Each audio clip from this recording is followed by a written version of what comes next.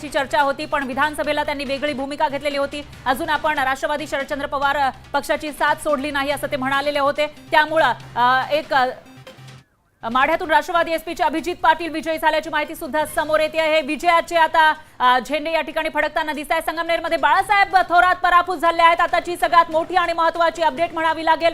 सगळ्यात मोठा धक्का काँग्रेससाठी बाळासाहेब थोरात जे काँग्रेसचे एक मोठे नेते आणि मुख्यमंत्री पदाचे जे रेसमध्ये चेहरे होते काँग्रेसमधून त्याच्यापैकी एक असलेले बाळासाहेब थोरात यांचा पराभव झाला आहे।